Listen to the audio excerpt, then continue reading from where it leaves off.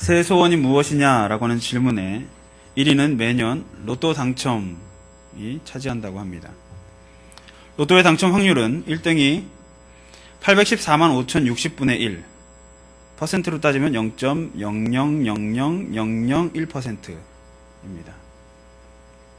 2등부터 5등까지도 퍼센트가 많이 낮지만 굉장히 당첨 확률이 희박하다라고 알면 되겠습니다. 당첨 확률이 매우 희박하기 때문에 당첨금은 어마어마합니다. 그래서 사람들은 인생 역전을 노리고 로또에 빠져들게 됩니다. 그러나 로또의 폐해는 만만치 않습니다. 당첨금의 소유권 분쟁과 부부간의 갈등, 거대 자금 관리 갈등으로 인해서 많은 사회적 문제들이 발생하고 있습니다. 물론 로또에 당첨된 사람들 중에는 알차고 선하고 잘 살고 있는 사람들도 있습니다. 그러나 로또 대박 당첨자들의 대부분이 가정이 파괴되고 부부가 파혼에 이르게 되거나 금전 문제로 인한 살인사건이 발생하기도 하는 등 그 폐해가 걷잡을 수가 없는 것입니다. 또한 그렇게 해서 결국 거대한 자금을 손에 쥐게 된 사람들은 그 결과가 어떻게 되느냐? 대부분의 사람들이 술과 도박에 모든 돈을 탕진하고 결국은 처음보다 더 못한 형편에 처하게 되는 모습이 공통적으로 나타난다라고 합니다. 이와 같은 사회적인 문제들이 불거지고 있는 가운데서도 요즘도 복권방에는 일확천금을 노리는 사람들이 꾸준히 복권을 구입하고 있습니다. 그렇다면 왜 그런 문제들이 발생하게 되는 것입니까? 그것은 아마도 엄청난 금액의 당첨금을 관리하지 못하기 때문일 것입니다. 고기도 먹어본 사람이 먹는다고 큰돈을 만져보지 못한 사람은 큰돈을 관리한 능력이 없기 때문에 그런 여러 가지 문제들, 특히 처음보다 더 못한 형편에 처하게 되는 모습들이 발생하게 되는 것입니다. 하나님께서는 로또와 같이 우리 신자들에게 감당할 수 없을 만큼 큰 은혜를 베풀어 주셨습니다. 그리고 지금도 여전히 큰 은혜를 베풀어 주고 계십니다. 그러나 하나님의 은혜가 로또와 다른 점은 택함을 입은 모든 사람들에게 풍성하게 베풀어 주신다라고 하는 것입니다. 오늘 본문에 등장하는 히스기야는 남조 유다의 유명한 왕입니다. 히스기야는 그 말년에 하나님께로부터 정말 남다른 은혜를 받았음에도 불구하고 오히려 용두사미와 같은 인생을 마감하고 말았습니다. 이 시간 은혜와 형통이라고 하는 제목으로 하나님의 말씀을 상고할 때에 하나님을 향한 바른 신자의 각오를 다지는 시간이 되기를 소망합니다. 첫째로 신자는 생명의 은혜를 받을 때에 더욱 선한 일에 충성해야 합니다. 본문 24절부터 26절까지 기록된 말씀인데 이 본문 말씀은 열왕기하 20장 1절부터 21절과 이사야 38장 그리고 39장에 기록된 사건과 동일한 사건입니다. 히스기야 왕이 병들어 죽게 되었다가 하나님께 기도함으로써 살게 되었던 우리가 잘 알고 있는 유명한 사건인데 오늘 본문은 그 내용을 간략하게 요약하고 있습니다. 하지만 같은 사건을 기록한 열왕기하 20장에서는 좀 더 그 내용을 자세하게 살펴볼 수 있는데 열왕기하 20장 1절에서 3절까지의 말씀에 보면 그때에 히스기야가 병들어 죽게 되매 아모스의 아들 선지자 이사야가 저에게 나와서 가로되 여호와의 말씀이 너는 집을 처치하라 내가 죽고 살지 못하리라 하셨나이다. 히스기야가 낯을 벽으로 향하고 여호와께 기도하여 가로되 여호와여 구하오니 내가 진실과 전심으로 주 앞에 행하며 주의 보시기에 선하게 행한 것을 기억하옵소서 하고 심히 통곡하더라 라고 기록하고 있습니다. 그때 하나님께서는 히스기야 왕의 기도에 응답하시고 그의 생명을 15년 더 연장시켜 주셨습니다. 열왕기하 20장 6절에 보면 내가 내 날을 15년을 더할 것이며 내가 너와 이 성을 아수르 왕의 손에서 구원하고 내가 나를 위하고 또 내 종 다윗을 위함으로 이 성을 보호하리라 하셨더라 라고 기록하고 있습니다. 역사상 아무도 이런 일을 겪어본 사람이 없습니다. 성경에서도 죽었다가 부활하게 된 사람은 몇 명이 있지만 죽기 직전에 이와 같은 생명 연장의 특혜를 받은 사람은 이 히스기야 한 사람밖에 없습니다. 더구나 하나님께서는 그 약속을 확증해 주시는 의미로 일령표의 그림자를 10도 뒤로 물러가게 하는 이적을 보여주셨는데 그건 역시 히스기야의 요청에 의한 것이었습니다. 열왕기하 20장 10절에 보면 히스기야가 대답하되 그림자가 10도를 나아가기는 쉬우니 그리할 것이 아니라 10도가 물러갈 것이니이다 라고 하였습니다. 그처럼 생명 연장의 약속에 놀라운 이적까지 보여주셨으니 실로 히스기야 왕이 받은 은혜는 아주 특별한 것이라고 할 수 있습니다. 그렇다면 그런 특혜 중에 특혜를 입었던 히스기야 왕은 과연 그 그 자신에게 추가된 15년의 삶을 어떻게 보냈습니까? 누가 생각하더라도 그 정도의 큰 은혜를 입었으면 그 15년 동안은 그야말로 새 사람처럼 더 훌륭한 사람으로 살아야 마땅한 것입니다. 하지만 히스기야 왕이 보여준 모습은 뜻밖이었습니다. 본문 25절은 히스기야 왕이 마음이 교만하여 그 받은 은혜를 보답지 아니했다라고 기록하고 있습니다. 그는 마음이 교만했다라고 했는데 이 말은 자신이 하나님께로부터 그런 특별한 생명 연장의 은혜를 받은 만큼 보통 사람과는 아주 다른 지극히 특별한 존재라고 자부하는 교만에 빠져버렸던 것입니다. 그 교만의 결과 히스기야 왕은 그 받은 은혜를 보답하지 않았다라고 했는데 그것은 그처럼 특별히 연장받은 생명을 가지고 하나님의 영광을 위해 사용하지 않았다는 뜻입니다. 본문 29절에도 기록된 것처럼 하나님께서는 히스기야를 축복하셔서 생명을 연장하는 복뿐만 아니라 그에게 재산을 심히 많이 주셨으며 그 나라를 안정케 해주셨습니다. 그런데 그는 바벨론 왕 브로닥발라단의 축하를 받자 그만 교만하여져서 바벨론 왕의 사신에게 왕궁에 있는 보물을 비롯하여 유다 왕국에 있는 모든 좋은 것들을 다 보여줘 버렸던 것입니다. 히스기야의 교만과 배은망덕한 모습을 보신 하나님은 그에게 진노하십니다. 여기서 진노라고 하는 단어는 잘게 부서진 조각을 의미하는 단어인데 성경에서는 진노, 경노라고 하는 표현을 사용할 때 많이 쓰였습니다. 특히 구약에서 금송아지 우상을 섬기는 이스라엘에 대한 하나님의 분노를 묘사할 때도 이 단어가 사용되었습니다. 하나님은 히스기야의 교만한 행위에 진노하셔서 선지자 이사야를 통해서 장차 유다가 바벨론에 짓밟힐 것이고 왕궁의 모든 보물들이 그 나라로 이전될 것이며 왕의 몸에서 날 자들 중 몇 명이 바벨론의 환관이 되어 끌려갈 것이라고 예언하셨습니다. 히스기야는 오히려 그가 죽을 병에 걸리기 전까지는 여러 가지 선한 일들과 훌륭한 정치적인 사업들을 많이 했던 왕이었습니다. 우상을 타파하는 종교개혁을 일으키고 예루살렘 성전의 예배를 정상으로 회복시켰으며 성전을 운영하는 것도 재정비하는 등 하나님을 기쁘시게 했을 뿐만 아니라 아수르의 침략 앞에서도 오직 하나님을 의지하는 믿음으로써 나라를 지켜내므로 백성들의 생존권을 지켜내는 군주로서의 역할도 잘 감당했습니다. 하지만 의외로 그가 생명을 연장받았던 15년, 즉 그의 통치 말년에는 그러한 기록이 전혀 남아있지 않습니다. 다른 사람도 아닌 히스기야 왕이, 초기에는 그처럼 훌륭한 업적으로 명성이 높았던 히스기야 왕이 더구나 하나님께로부터 그런 특별한 생명 연장이라는 복을 누렸던 그 히스기야 왕이 하나님의 크신 은혜로 받은 그 15년이라고 하는 소중한 기간 동안 아무것도 제대로 남겨놓은 일이 없다라고 하는 것은 아이러니한 일이 아닐 수가 없는 것입니다. 하지만 이것은 비단 히스기야뿐만 아니라 실제로 우리 대부분이 저지르기 쉬운 잘못입니다. 저와 여러분들 중에 매일 아침에 일어날 때마다 그 하루의 삶이 하나님께서 연장시켜주신 특별한 시간임을 잊지 않고 진심으로 감사하면서 일과를 시작하는 사람이 과연 몇 명이나 있습니까?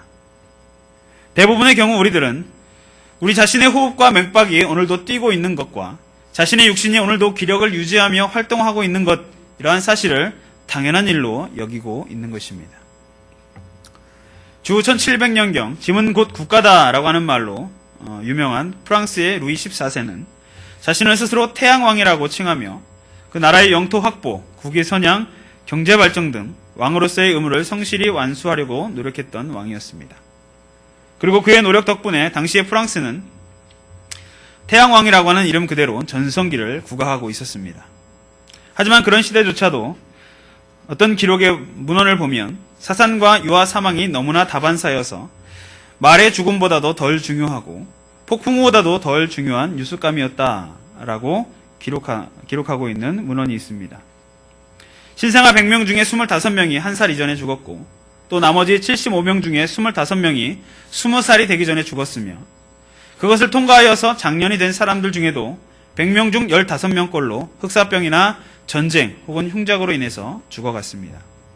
그 결과 당시의 평균 연령은 오늘날 현대인들이 믿기 어려울 정도로 아주 낮았는데 겨우 25세에 불과했다라고 역사가들은 기록을 합니다. 그런 사람들에 비한다면 오늘날 저와 여러분은 그야말로 장수를 하고 있는 것입니다. 우리는 적어도 질병이나 전쟁으로 인한 생명의 위협은 거의 받지 않고 있습니다. 지금도 시리아에서는 내전으로 150만 명 이상이 난민이 되었다라고 뉴스에는 기록을 합니다. 우리는 그러나 전쟁으로 죽을 위험이라고 하는 것은 거의 못 느끼고 있으며 의술도 하루가 다르게 발달하고 있는 시대에 살면서 제명을 못 누리고 일찍 죽게 될 확률도 아주 낮습니다.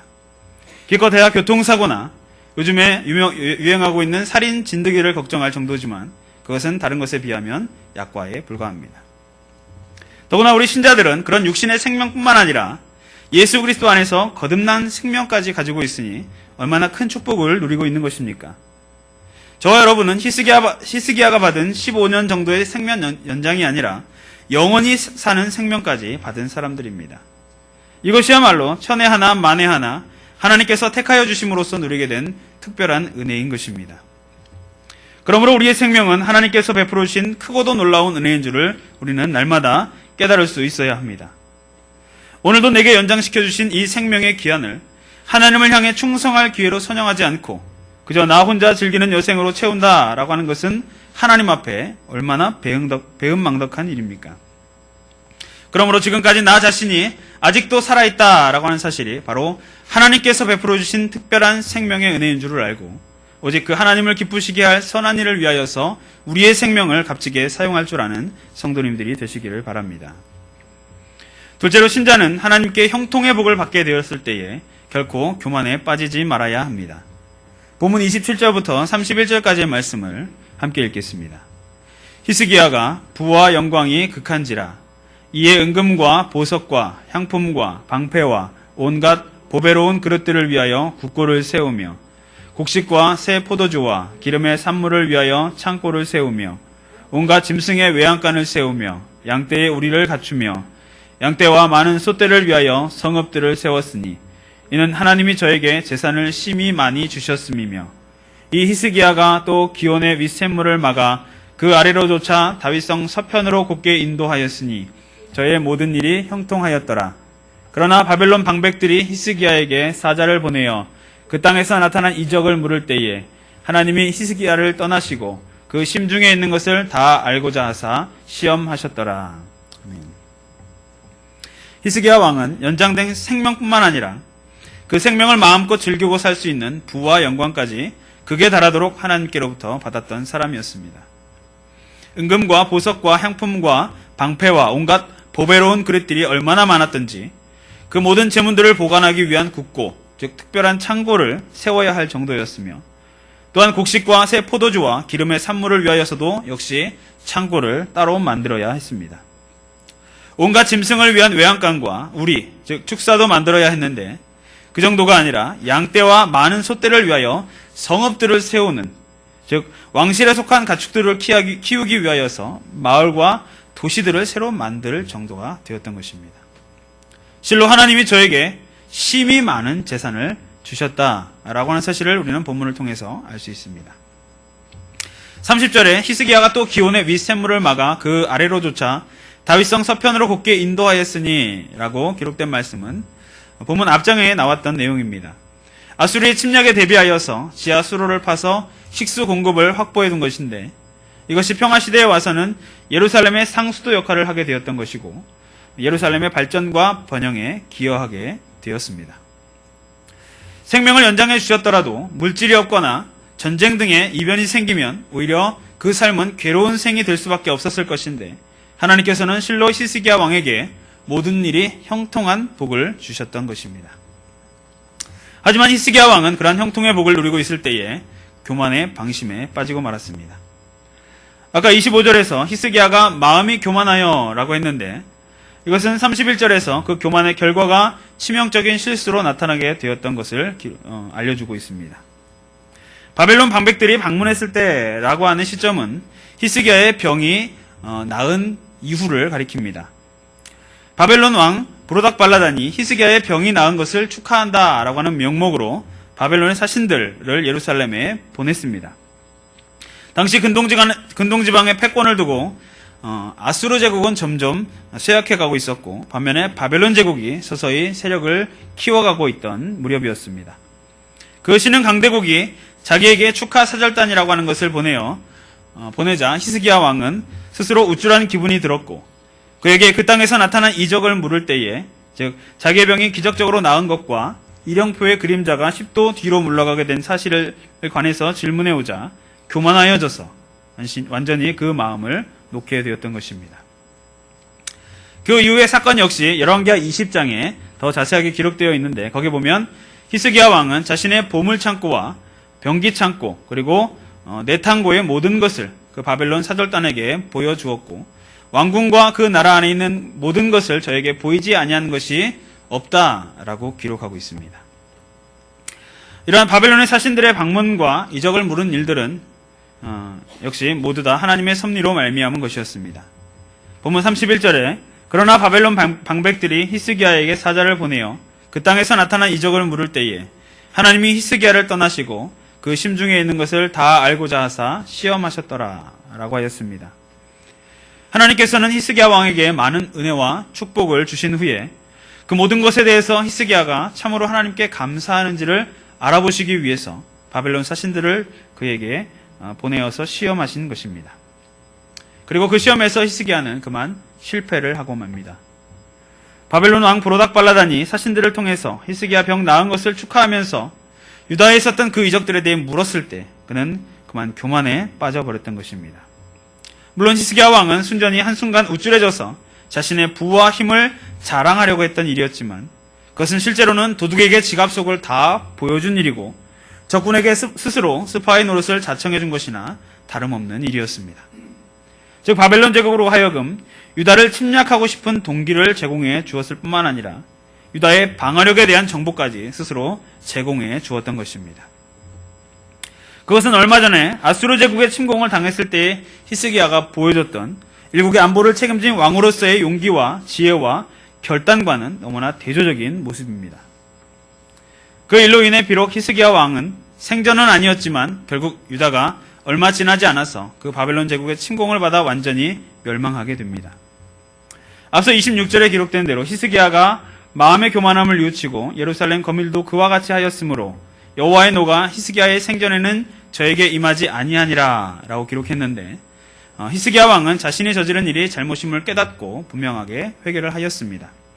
하지만 유다의 장래는 그의 실수로 말미암아 멸망을 향해 치닫게 되었고, 그 바벨론 제국의 침략은 사실상 히스기야 왕이 초청한 것이라고 해도 과언이 아닙니다. 하나님께서 그에게 부귀와 명예를 다 주시고 만사를 형통하게 해주셨을 때에 그는 오히려 영적으로 긴장이 풀려버렸고, 바로 그 교만의 방심은 자신의 나라 전체를 파멸하기로 이끌어가고 말았던 것입니다. 저와 여러분이 누리고 있는 물질적인 축복이나 형통의 복은 어느 정도입니까? 물론 히스기야 왕이 누렸던 것과 비교한다면 절대로 상대가 될 수 없을 것입니다. 그러나 지금 저와 여러분이 누리고 있는 축복은 실로 엄청난 것입니다. 지금도 세계적으로는 매일 8억 5천만 명이 저녁을 굶은 채 잠자리에 들고 있다고 합니다. 그리고 유엔의 2011년 보고자료에 의하면 하루에 19,000명, 즉 5초에 1명꼴로 어린이들이 기아와 영양실조로 숨지고 있다고 보고가 되어 있습니다. 하지만 저와 여러분이 살고 있는 이 대한민국은 불과 몇십 년 전만 하더라도 외국의 원조를 받고 겨우 연명하던 세대에서 이제는 오히려 다른 나라에 원조를 해주는 나라로까지 성장하게 되었습니다. 이런 축복의 나라에서 우리가 형통의 삶을 매일 누리고 있으면서도 감사하기는커녕 오히려 불만에 가득 차 있다면 그것은 하나님의 은혜와 축복을 망각한 모습밖에 되지 않는 것입니다. 조금 부족할 때 없다고 불평하는 교인일수록 조금 있게 될 때 여지없이 그 교인은 교만과 방심에 빠지게 됩니다. 그런 사람에게는 부귀와 영화라고 하는 복이 오히려 더 많은 죄를 짓는 도구가 될 뿐인 것입니다. 그러므로 이미 풍성하게 내려주고 계시는 하나님의 형통의 축복들을 기억하고 그 축복들을 인하여서 하나님 앞에 진정으로 감사할 줄 아는 성도님들이 되시기를 바랍니다.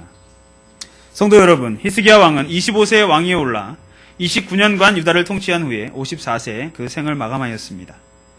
그는 이스라엘의 전 역사를 통틀어서 다윗과 솔로몬 다음으로 큰 복과 영화를 누렸고 백성들로부터도 존경을 받았던 왕이었습니다. 그래서 유다와 예루살렘 백성들은 그의 시신을 다윗의 묘실에 장사하면서 가장 높은 자리에 안치하여 그에 대한 경의를 표현했던 것입니다. 본문 33절에 기록된 대로 저를 다윗 자손의 묘실 중 높은 곳에 장사하여 라고 기록하고 있습니다. 높은 곳에라고 하는 히브리어는 최고의 자리라고 하는 뜻으로 번역을 할 수 있습니다. 그러나 히스기야는 그토록 특별한 생명의 은혜와 풍성한 형통의 복 가운데 살았던 15년의 생애를 그야말로 헛되게 보내고 말았습니다. 그는 분명히 구원받은 신자이기는 했지만 그의 말년에는 마음의 교만에 빠지게 됨으로써 그처럼 남다르게 받았던 은혜와 축복을 선용하지 못하고 오히려 그 생을 허비하고 말았던 것입니다. 여러분 중에 혹시 내가 히스기야만큼 은혜와 복을 받았더라면 절대로 그렇지 않았을 것이다. 내가 지금 이만큼밖에 복을 받지 못했기 때문에 나는 이만큼밖에 할 수 없다라고 생각하는 분이 계십니까? 이런 사람은 하나님께서 만약에 더 큰 축복을 주신다 하더라도 결코 그것을 하나님 앞에 영광을 돌리기 위한 도구로 사용하지 못할 것입니다.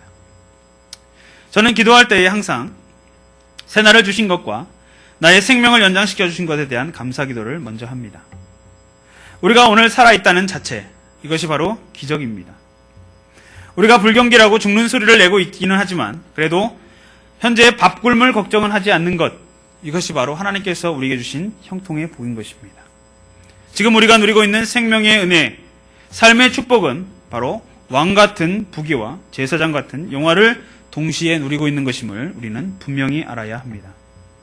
우리에게 주어진 삶은 교만하여 낭비하고 불충하기에는 너무나 귀중한 시간이고 방심하고 죄짓기에 허비해버리기에는 너무나도 아까운 하나님의 은혜인 것입니다.